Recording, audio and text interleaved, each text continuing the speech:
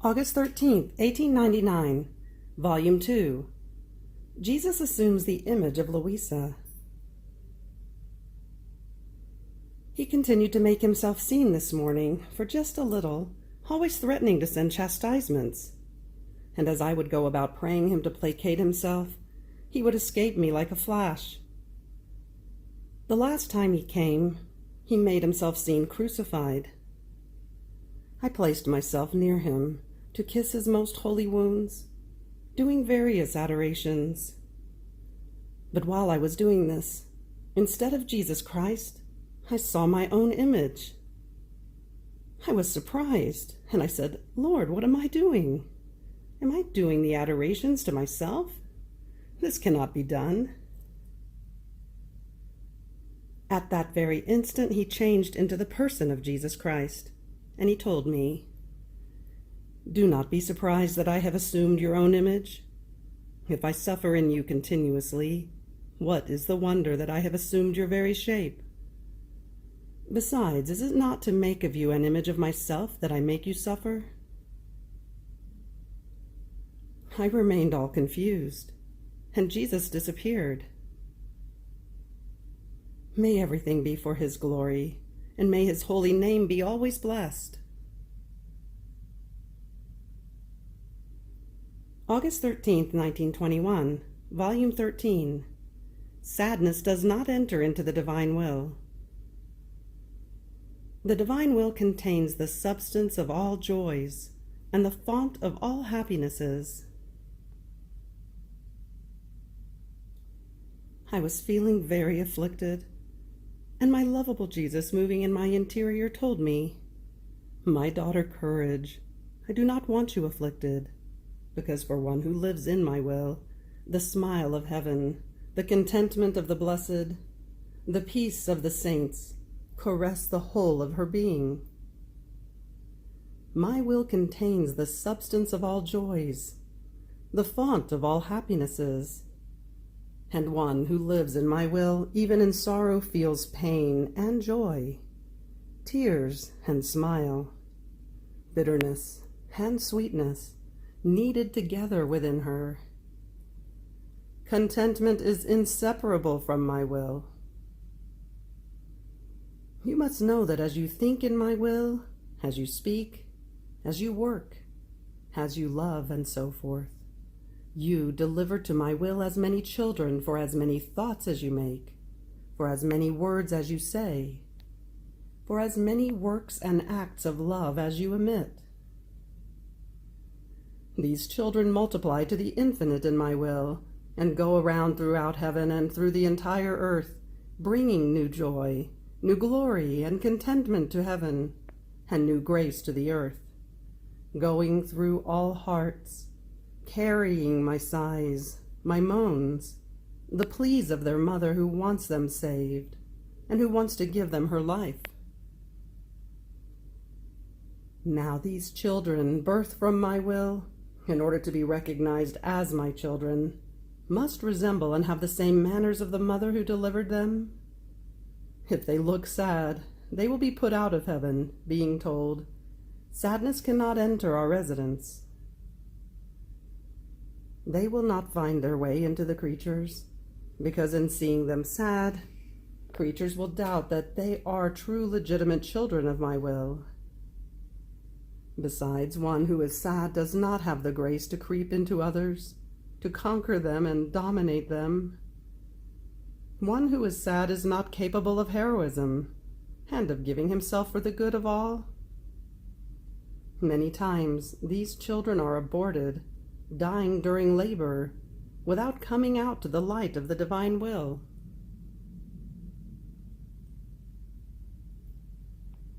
August 13th, 1923, Volume 16.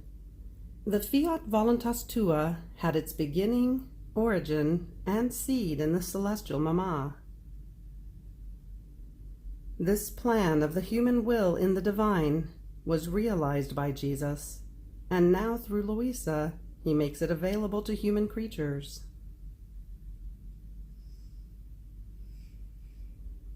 I felt oppressed because of the privation of my sweet Jesus. So I started to pray, praying that he would no longer delay his return to my poor soul, for I could no longer resist. Then, to my surprise, I saw that he was clinging to my neck, surrounding me with his arms, with his face touching mine, and with a light which he wanted to infuse in my mind. Drawn to him, I kissed him, but it was as though I wanted to reject that light, as I said to myself, I don't care about knowing things. All I want is to save my soul, and Jesus alone is enough to save me. All the rest is nothing. But Jesus touched my forehead, and I could no longer resist. So the light entered into me and said, My daughter, one who has been called to an office must know the secrets, the importance, the duties, the goods, the founder, and all which belongs to that office. Now you must know that a simple creature broke the relations which existed between the divine will and the creature, and this split destroyed the plans which God had in the creation of man. Now a simple creature, the virgin queen of all, although endowed with many graces and privileges, but still a mere creature, was given the office to bind again, to be tested by and to place herself in relation with the will of her Creator, in order to repair the first split of the first creature. A woman, the first one, a woman, the second one. She was the one who, binding her will to ours, gave back to us the honor, the decorum, the subjection, and the rights of creation. Was it not one creature alone who received the beginning of evil and formed the seed of the ruin of all generations?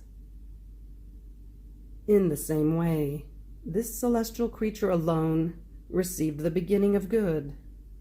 By putting herself in relation with the will of her Creator, she formed the seed of the eternal Fiat, which then became a tree. And the eternal Word felt drowned to rest in the shade of his eternal will, and he was conceived, forming his humanity in that virginal womb, in which his supreme will reigned as a ruling king.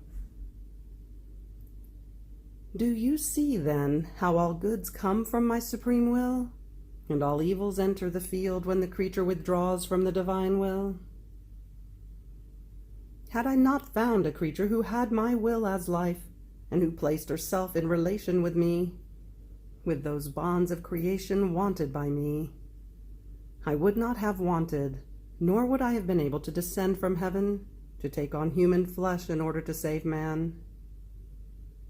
Therefore my mamma was the beginning, the origin, the seed of the Fiat Voluntas Tua on earth as it is in heaven. Since one creature had destroyed it, it was just that one creature would rebuild it.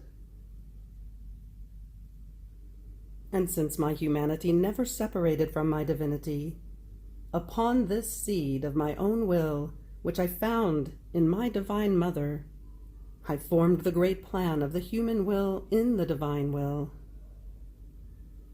With my human will united to the divine, there was not one human act which I did not place in relation with the supreme will. With the divine will, I was aware of all the acts of all generations. With the human will, I repaired and bound them to the eternal will. There was not one act which escaped me, and which was not ordered by me in the most pure light of the supreme will. I could say that redemption cost me little. My external life, the pains of my passion, my examples, my word, would have been sufficient. I would have done it quickly.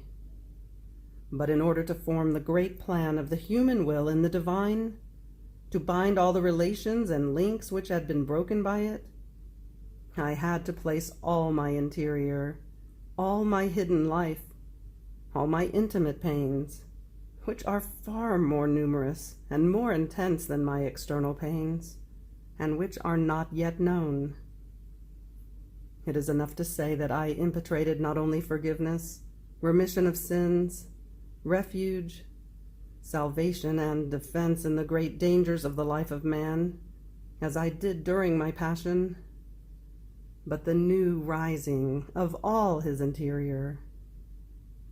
I had to make the sun of the eternal will rise, which, binding with enrapturing power the whole interior of man, even his most intimate fibers, was to lead him to the womb of my celestial Father, as though reborn in his eternal will. Oh, how much easier it was for me to impetrate his salvation than to reorder his interior in my supreme volition. Had I not done this, redemption would not have been complete, nor a work worthy of a God. I would have neither fixed nor ordered all the parties of man, nor would I have restored in him that sanctity which was lost by withdrawing from the divine will and by breaking the relations with it. The plan is already accomplished, but in order to make it known, first it was necessary for man to know that with my life and passion he could obtain forgiveness and salvation, in order to dispose him to know how I had impetrated for him the greatest and most important thing, the new rising of his will in mine, to give him back his nobility and the relations with my will which had been broken, and with it his original state. Now, my daughter, if my eternal wisdom disposed that a celestial creature, the holiest of all, would prepare the seed of my holy will, in which I formed the plan of the new rising of man in my supreme will, now, through another creature, by letting her enter the eternal regions of my will, and binding her will to mine, uniting her to all my acts, I make all of her interior rise again in the eternal sun of my will, and I open the field of this plan to the generations, so that whoever wants it can enter into it, to put herself in relation with her Creator. And if, until now, the creatures have enjoyed the goods of redemption, now they will move on to enjoy the fruits of the Fiat Voluntas Tua on earth as it is in heaven, as well as the lost happiness, the dignity and nobility, the peace all celestial, which by doing his will man had made disappear from the face of the earth.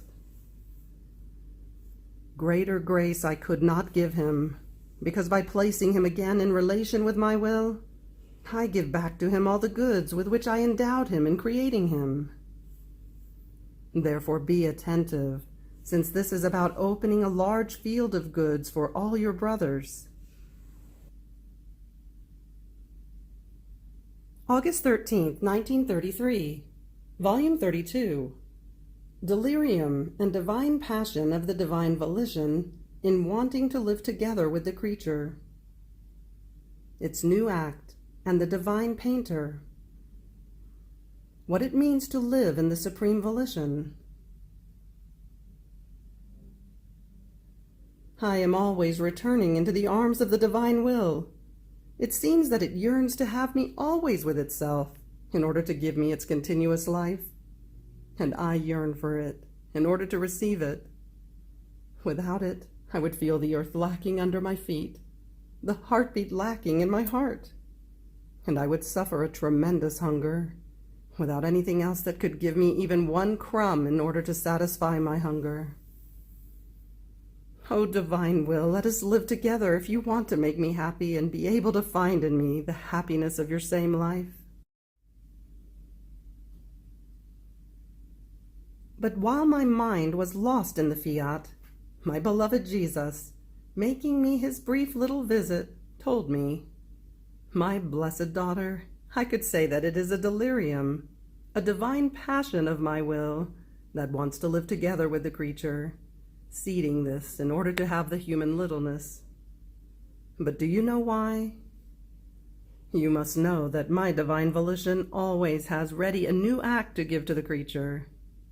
But if she does not live together with it, she does not accustom herself to doing her acts united with my volition, in order to form one alone, and it cannot give it, because first, she would not be worthy to receive it, and second, because she would not understand the value of the great gift that she receives, and she would not have the virtue of absorbing it into herself as her own life. By living together with my divine will, she acquires new life, divine ways, celestial science, penetration of the most profound things. In sum, as my Fiat is the teacher of teachers, it is it who creates the highest sciences and makes things known not veiled, but as they really are. Therefore, living together with a creature, it does not want to keep her ignorant. It instructs her. It makes her its surprises. It recounts to her its divine story.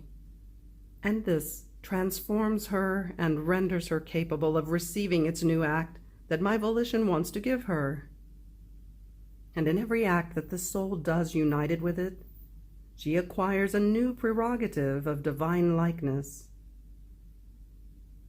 By living together with my volition, the soul becomes refined, embellished, and in our creative hands becomes like suitable canvas in the hands of the painter, that however more beautiful, more fine is the canvas, so much more beautiful becomes the image that he wants to paint on that canvas.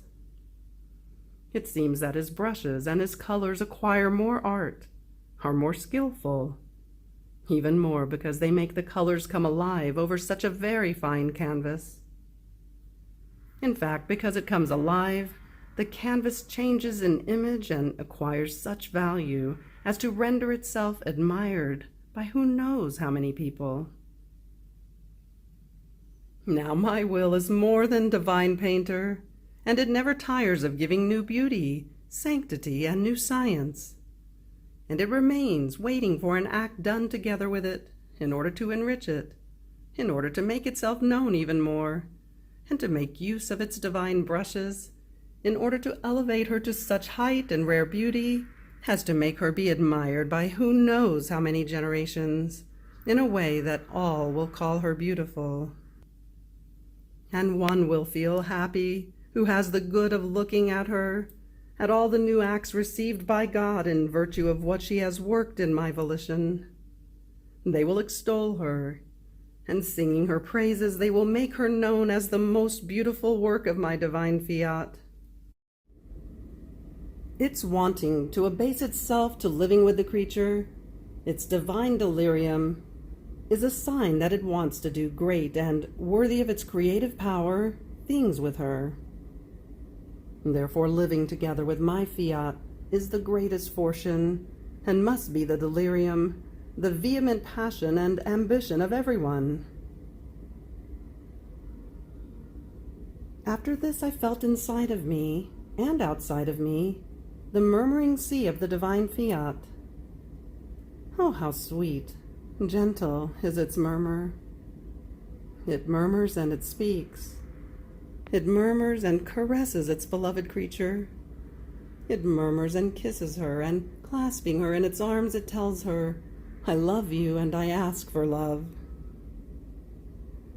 There is nothing more beautiful, more welcome than "I love you" being said by a volition so holy, and it asks in exchange the little love of the creature. And I felt this divine murmur flow as life in all my being. And my sweet Jesus added, "My daughter, do you want to know what it means to do and live in my divine will? To know where she finds herself, with whom she has something to do, what she can receive, not forgetting the good that she has received. These are all signs that the soul lives in my divine will, because to say that she lives in it and does not know where to find the divine royal palace that lends itself to being her dwelling would be not to appreciate it, because things, people, places, when they do not know each other, they do not appreciate each other. To say, I live in the divine volition, and not know it is absurd. And if she does not know it, it is not a reality, but a way of speaking, while the first thing that my will does is reveal itself, to make itself known to the one who wants to live together with it. Therefore, knowing where she finds herself, she knows what she has to do with a volition so holy that wants everything in order to give her everything. So she places herself in the act of receiving its sanctity, its light, and she places herself in the act of living of the goods of the one whom she lives together with, because knowing it, she does not feel that she abases herself in her human will anymore, more so because it is not hers anymore. With this knowledge, the creature acquires the hearing in order to hear it, the voice in order to speak about it, the mind in order to comprehend it, the trust in the divine way in order to ask for everything and receive everything. In fact, she does not ignore the goods that she possesses. Rather, she is all eyes in order to watch over them and thank the one who abased itself so much to live with her.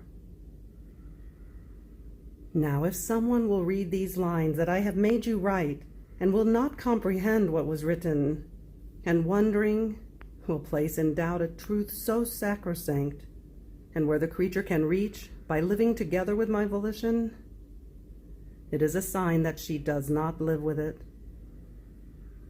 How can she comprehend it if she does not hold in herself this life so holy?